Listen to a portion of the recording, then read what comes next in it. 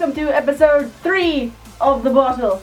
And this one is about how to design your persona slash another character kind of thing. Let's just jump right into it.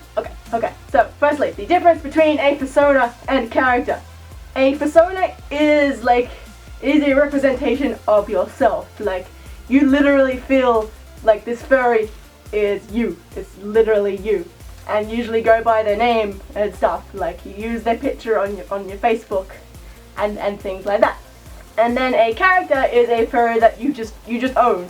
So you like drawing them, you like role playing as them, you like fursuiting as them. You just like having them, but you don't have that same sort of connection you do with your persona. And the cool thing with both is you can have as many as you like. Now generally people kind of look down on you if you have like 50 billion, but who cares? You go nuts. You can have as many as you want. What I do is I have one character that can transform. So when I've got another species I want to be, it's just the same person, so I don't end up with lots of different characters and personas. Alright, now let's actually talk about the designing process of your persona. So firstly, you need to decide what you want to be. You can be absolutely anything you want, like literally anything. Your imagination is your limit. You go nuts. You can be a Pokemon, you can be any old animal, you can be a fusion, you can be a Five Nights at Freddy animatronic if you really felt like it. You could go nuts.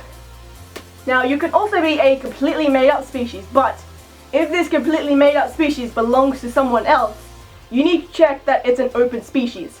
So made up species like, angel dragons, circles, manakits, those kinds of things.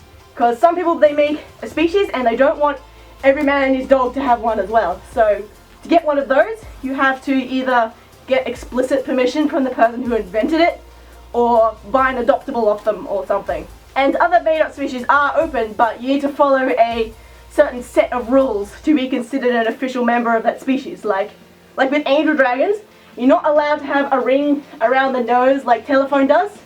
And like with manakits, you have to have like the really squinty eyes.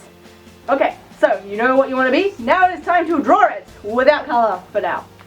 You want to draw your character in a basic pose in 2 to 3 positions, like one from the front, one from the back, one from the side, kind of thing. This is called a reference sheet. Okay, stop. Before you start going, Pocari, I can't draw. I can't do a stick man. How am I supposed to do this? Pocari, you can't expect it. Stop. Just stop. Okay? Furries are pretty awesome, and some artists are very generous. And what they have done is they have made free ref sheet line art just for you. It is the pose thing I was talking about before, and it's just the lines, so you can color it in. You don't have to do the drawing, you just color it in. It's fun. So to find it, just hop on like Fur Affinity or DeviantArt and look up free reference lines or blank ref sheet. Most of them are free, some of them aren't, and the ones that aren't free generally have like a lot of other cool options in them as well, like lots of different species, hairstyles, tails, those kind of things. Your lines are ready, now you get to do the fun part, the actual design itself. Just coloring it in, draw your lines, do all your designs, go nuts, have fun. If you can't find any lines that look like your character that you've got in your head, what you can do is just like get a generic canine one, color it with the markings you want anyway, and then go find an artist and commission them and say, hey, I've got this design, can you draw it as this species for me please? There is only one rule when it comes to making a design. Do not copy someone else's design. It's okay to be inspired, but do not copy. Like, for example, this is me and my design. I designed it. Here's another design. I designed this one inspired off this one. And here's another one that I copied. Don't do this. So remember, copying involves like taking someone else's design and changing like 1 or 2 things, like maybe just change the colors or add like an extra stripe somewhere. Don't do that, don't do that. If you have a design and then you discover that it looks a lot like someone else's, so you copied them by mistake, that happens sometimes because there are lots of really simple designs out there. What you can do is you can contact the person with that other design and run yours by them. Be like, hey, I made this design, I realized it looks a lot like yours, are you okay with me using it? Usually people will be pretty alright with it. Otherwise, I'll be like, no, I'm not okay with this, please change this, this, and this, and this. One thing to keep in mind is the more complex your Fursona looks, the more expensive it's going to be to commission things of it. So, like if you want to get a fursuit of it, it might cost you twice as much if it's got that many different colors and lots of wings and things. Like, you're more than welcome to go nuts, like cover yourself in rainbow tribal tattoos for all I care, but just know it's going to be expensive.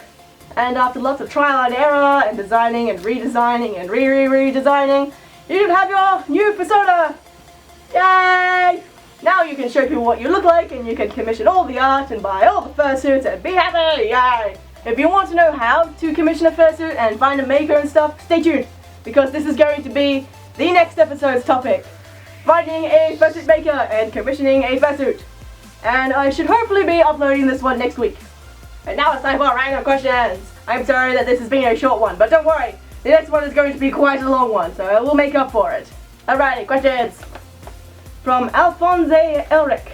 Are you a boy or a girl? Well, technically both are correct. This confuses people a lot, but to be honest, I don't care. So, Pocari is male, but the human inside Pocari is female. So you can call me he, she, them, they, flip, flop, whatever, I don't care. From Ty J, any fursuit performance tips you can offer to a beginning suitor? Performance wise? Mainly just if you're like public suiting and there's kids, don't go like running up to the kids like, oh my god, kid, I want to hug you. Don't do that. You will scar them for life, and the mothers will probably kick you and call the police and stuff to do that. What you need to do is you need to like get down, like crouch down and get down on their level and wait for them to come to you.